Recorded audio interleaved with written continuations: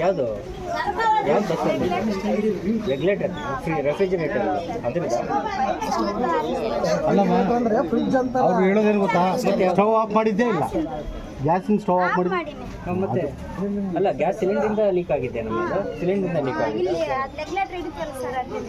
ಅಲ್ಲಿಂದ ಲೀಕ್ ಆಗಿದೆ, cylinder blast ಆಗಿಲ್ಲ.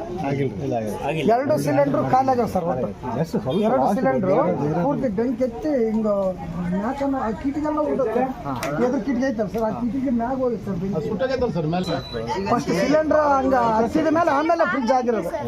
ಓಕೆ ಕಂಪ್ರೆಸರ್ ಓಕೆ ಬ್ಲಾಸ್ಟ್ ಆಗ್ಬಿಟ್ಟು ಸರ್. ನಮ್ಮ ಮನೆಗೆಲ್ಲ ಏನು ಸರ್ ಫ್ರಿಡ್ಜ್ ಎಲ್ಲ ಸುತ್ತೋಗ್ಬಿಡೋದು.